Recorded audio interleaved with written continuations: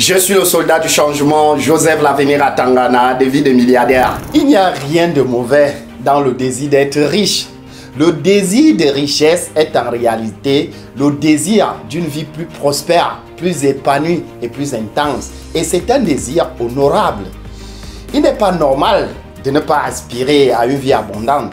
Par conséquent, il n'est pas normal de ne pas désirer l'argent qui rend cette vie possible. Il y a trois raisons pour lesquelles nous vivons. Nous vivons pour le corps, pour l'esprit et pour l'âme. Et aucune de ces trois raisons n'est ni meilleure ni plus sacrée que l'autre. Aucune de ces trois parties de l'homme, corps, esprit et âme, ne peut vivre pleinement si une des autres est privée de la possibilité de pleinement s'exprimer. Il n'est pas bon ni juste de vivre seulement pour l'âme et de négliger le corps et l'esprit. Il n'est pas bon non plus de vivre pour l'intellect seul et de désavouer le corps et l'âme. Nous connaissons tous les conséquences désastreuses d'une vie axée uniquement sur le corps. Et nous sentons que la vraie vie, c'est l'expression intégrale de la totalité de l'homme, de son corps, de son esprit et de son âme. Quoi qu'il en dise, aucun individu ne peut vivre pleinement si toutes ses fonctions corporelles ne s'expriment pas sans entrave. Il en est de même pour son esprit et son âme.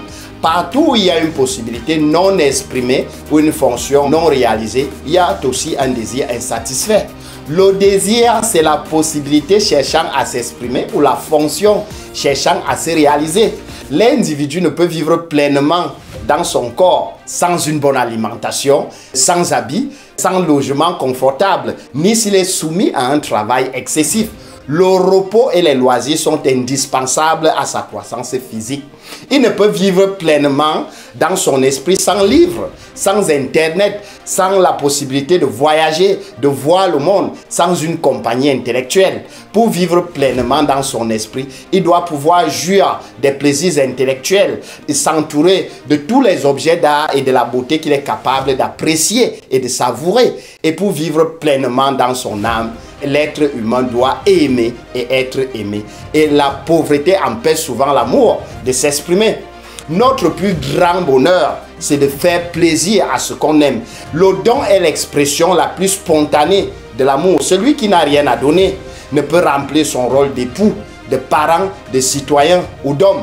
C'est grâce au bien matériel que l'homme atteint la plénitude de la vie.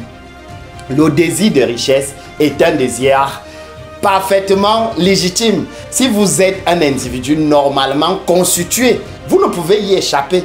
Il est parfaitement juste que vous accordiez toute votre attention à la science de la richesse. C'est l'étude la plus noble et la plus nécessaire de toutes. Si vous négligez cette étude, vous faillirez à votre devoir vis-à-vis de vous-même et de l'humanité, car vous ne pouvez mieux servir l'humanité qu'en vous réalisant au mieux de vos capacités. Le désir de richesse est un désir parfaitement légitime. Surtout et surtout, vivez fort!